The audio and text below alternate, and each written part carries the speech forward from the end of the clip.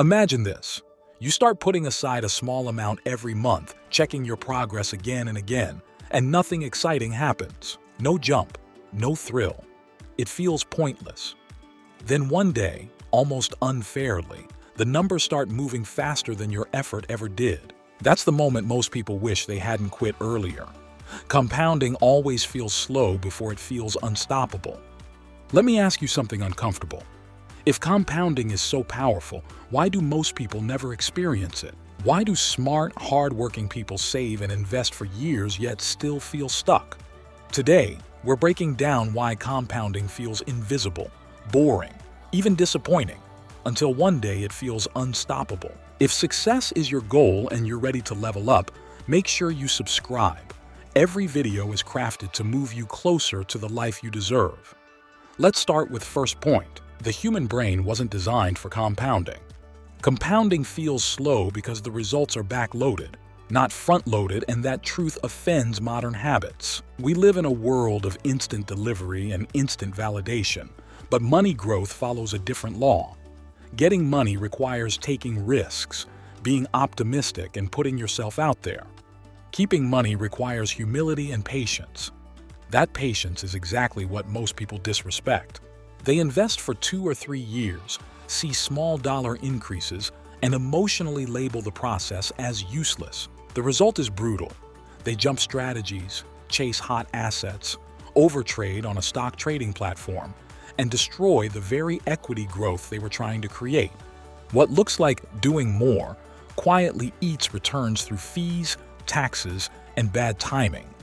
The uncomfortable reality is this. Slow growth early is not a flaw in the system. It's the admission test. Fail it, and you never see what happens later. Automate investments. Stop checking balances weekly. Treat boredom as confirmation, and measure progress in decades, not quarters. Compare this to fitness. No one expects visible abs after 2 weeks, yet people expect financial freedom after 2 years. When you stop demanding proof too early, the math finally gets room to work.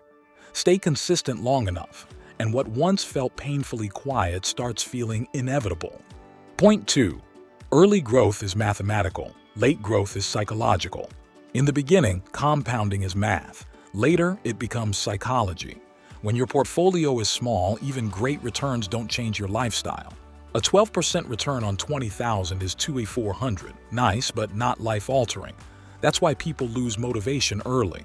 They expect emotional rewards from a mathematical process. What most people don't realize is that compounding flips rolls over time. In the early phase, your savings rate matters more than returns. In the later phase, returns overpower effort. That's when things feel unstoppable. But most people emotionally check out before the switch happens. There's a lesser-known cultural insight here. In many fast consumption cultures, success is associated with visible speed, fast cars, fast money, fast results. Compounding belongs to slow cultures, cultures that value patience, delayed gratification, and quiet accumulation historically outperform in wealth creation, even without higher incomes. Now we'll talk about why the most dangerous years aren't the first ones, but the ones right before compounding explodes. Point 3. The almost there zone is where most people quit. Here's the strange part. Most people don't quit at the beginning, they quit when progress is about to accelerate. This phase feels like running on a treadmill. Effort going in, results barely showing up, patience wearing thin. Think of someone who leaves the gym after 4 weeks because the mirror doesn't respond fast enough, versus someone who stays long enough for momentum to do the heavy lifting. This stage matters because quitting here doesn't just slow wealth creation. It resets the clock completely. Warren Buffett, who built over 99% of his net worth after the age of 50, not because he suddenly got smarter, but because time finally amplified disciplined investing and long-term capital allocation. If you stay calm in this phase, time starts working harder than you ever could. The reward isn't just money, it's control, confidence, and a future where your assets finally move faster than your effort. Point 4. Time is the only asset you can't replace. People obsess over picking the best stocks, the best ETFs, the best strategies. But compounding doesn't care how smart you are. It cares how long you stay. Time is the one input that can't be optimized later. You can always earn more money. You can't buy back years. Missing just the best 10 days in the market over 20 years can cut total returns by more than 50%. Not because those days are predictable, but because compounding stacks on them. Time smooths volatility. Short-term thinking magnifies it. The mistake most people make is starting someday. Someday when income is higher. Someday when markets feel safer. Someday when life is more stable. But compounding rewards imperfect starts more than perfect delays. Ask yourself this. If two people invest the same amount, but one starts 5 years earlier, who wins? Almost always, the early starter, even if the late starter invests more aggressively. Later in the video, we'll connect this idea to why consistency beats motivation every single time, and why motivation is actually unreliable for wealth building. Point 5. Consistency quietly destroys market fear. Here's a truth that makes people uncomfortable. Fear feels smart in the short term, but discipline wins the long game. When prices swing, headlines scream recession, and social media predicts crashes, most people freeze or flee. They pause their monthly investments, dump equity positions, or sit in cash waiting for clarity. In The Simple Path to Wealth, J.L. Collins points out that the market rewards patience, not prediction. Yet people still try to outthink volatility instead of outlasting it. The damage shows up quietly: missed rebounds, weaker portfolio growth, delayed passive income, and the constant feeling of being late in life. Imagine someone who stops investing during every correction versus someone who keeps allocating into index funds and dividend-paying ETFs without emotion. One stays busy reacting. The other lets consistency compound confidence. When you act the same in bull runs and downturns, fear slowly loses its grip. Over time, your stock portfolio grows calmer, your decisions sharper, and your net worth starts moving without your constant effort. That's when the market stops feeling scary and starts working for you instead of against it.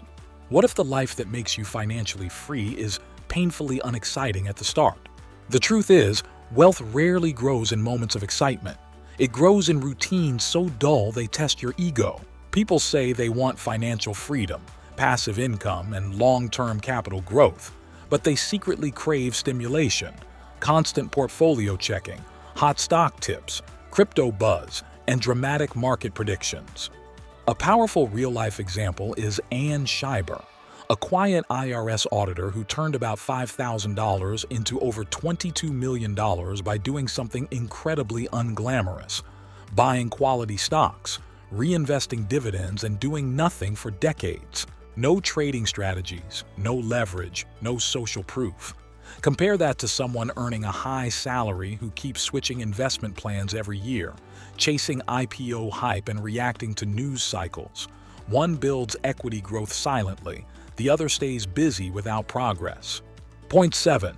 Compounding changes who you become. Here's the part nobody warns you about. When you commit to long-term investing, compounding doesn't just reshape your portfolio, it reshapes you.